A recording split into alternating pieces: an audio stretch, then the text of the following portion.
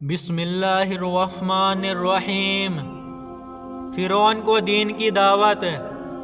حضرت موسیٰ علیہ السلام نے فرعون کو دین کی دعوت دینے کے لیے اپنے بھائی حضرت ہارون علیہ السلام کو ساتھ لیا اور فرعون کے محل پہنچے۔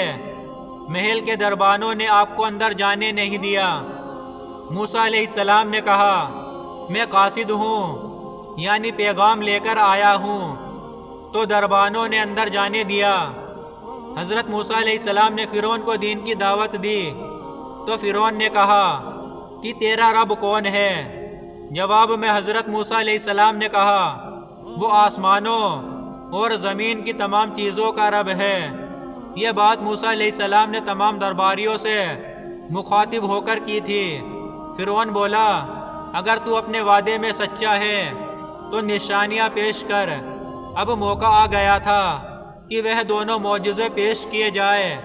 پھر موسیٰ علیہ السلام نے اپنی لاٹھی زمین پر رکھ دی تو وہ اژدہا بن گئی، اور اپنے گریبان سے ہاتھ نکالا تو وہ چمکنے لگا۔ فرعون نے کہا، یہ تو سوائے جادو کے اور کچھ نہیں ہے، اور کہا کہ تمہارے مقابلے میں بھی مشہور جادوگروں کو لاؤں گا۔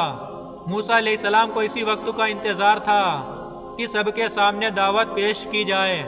مقابلے کا دن مقرر ہوا۔ فرعون نے ماہر جادوگروں کو مخاطب کیا اور یہ بھی اعلان کرایا کہ جو موسیٰ علیہ السلام کو اپنے جادو سے ہرائے گا اسے مالا مال کر دیا جائے گا۔ مقابلے کا دن آ پہنچا۔ لوگ ایک میدان میں جمع ہونے لگے۔ 40 جادوگروں کی ایک جماعت میدان میں حاضر ہوئی۔ جادوگروں نے موسیٰ علیہ السلام سے کہا کہ پہلے تم ڈالو۔ پھر اللہ تعالیٰ نے موسیٰ علیہ السلام کو وحی کی کہ پہلے وہ لوگ ڈالے۔ چنانچہ جادوگروں نے اپنے پاس جو رسی اور لکڑی تھی اسے زمین پر ڈال دیا۔ دیکھتے ہی دیکھتے وہ رسیاں حرکت کرنے لگی۔ لوگوں کی نظروں پر جادو کر دیا گیا، گویا کہ وہ رسیاں سانپ دکھنے لگی۔ حضرت موسیٰ علیہ السلام نے وحشت محسوس کی تو اللہ تعالیٰ نے وحی کی کہ یقیناً تو ہی غالب آئے گا، اور تیرے ہاتھ میں جو چیز ہے اسے زمین پر ڈال دے۔ چنانچہ حضرت موسیٰ علیہ السلام نے جیسے ہی اپنی لاٹھی زمین پر ڈال دی تو وہ ایک اژدہا بن گیا، اور تمام جادوگروں کی رسیوں کو نگلنا شروع کر دیا۔ جب جادوگروں نے یہ منظر دیکھا تو سمجھ گئے کہ یہ جادو نہیں ہو سکتا بلکہ ایک اللہ کی طرف سے ہے۔ سارے جادوگر سجدے میں گر گئے اور بولے، میں تو موسیٰ علیہ السلام اور ہارون علیہ السلام کے رب پر ایمان لاتا ہوں۔ جب فرعون نے دیکھا کہ سارے جادوگر ایمان لے آئے ہیں تو بولا کہ میرے سے بنا پوچھے تم موسیٰ علیہ السلام پر ایمان کیسے لا سکتے ہو؟ اور کہا، موسیٰ علیہ السلام نے تم سب کے اوپر بھی جادو کر دیا ہے۔ پھر بولا، میں تمہارے ہاتھ پاؤں مختلف سمتوں میں کٹوا کر کھجور کے تنوں پر لٹکوا دوں گا۔ اس پر جادوگروں نے جواب دیا کہ تجھے جو کرنا ہے کر، ہم تمہیں کوئی ترجیح نہیں دیتے، اور تو سوا دنیا میں ہمیں سزا دینے کے علاوہ اور کر بھی کیا سکتا ہے؟ چنانچہ فرعون نے انہیں سزا دینے کا حکم دیا۔ اللہ تعالیٰ نے فرعون اور اس کے قوم پر 9 معجزے عذاب کے نازل کیے، جیسے کہ ٹڈیوں کا عذاب، خون کا عذاب اور مینڈکوں کا عذاب وغیرہ۔ فرعون اور اس کی قوم حضرت موسیٰ علیہ السلام سے دعا کے لیے کہتی تو موسیٰ علیہ السلام دعا فرماتے تو وہ عذاب ٹل جاتا تھا، لیکن پھر وہ سرکشی اور نافرمانی کرنے لگتے۔ آخر کار اللہ تعالیٰ نے حضرت موسیٰ علیہ السلام کو وحی کی کہ راتوں رات تو میرے بندوں کو لے کر نکل جا۔ بنی اسرائیل کی کل تعداد 6 لاکھ تھی۔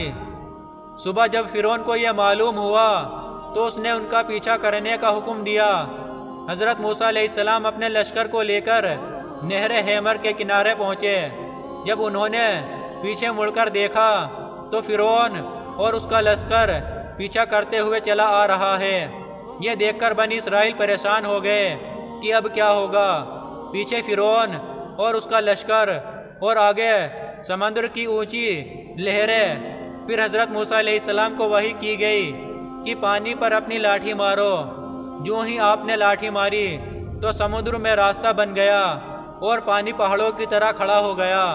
سب کے سب اس راستے سے باہر نکل گئے۔ اب جیسے ہی فرعون اور اس کا لشکر پانی کے پاس پہنچے تو دیکھا کہ سمندر میں راستہ بنا ہوا ہے۔ پہلے تو فرعون ڈرا کہ یہ کیا ماجرا ہے، لیکن پھر وہ اپنے گھوڑے اور لشکر کو لے کر اس راستے پر داخل ہوا۔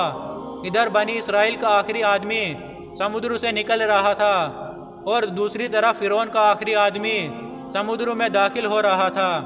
اللہ تعالیٰ کے حکم سے پانی جا ملا اور فرعون اور اس کا لشکر پانی میں غرق ہو گئے۔ جب فرعون ڈوب رہا تھا تو کہنے لگا کہ میں حضرت موسیٰ علیہ السلام کے رب پر ایمان لاتا ہوں۔ اس وقت توبہ قبول نہیں ہوئی، کیونکہ موت کے آخری وقت میں جب فرشتے دکھنے لگتے ہیں تو توبہ قبول نہیں ہوتی۔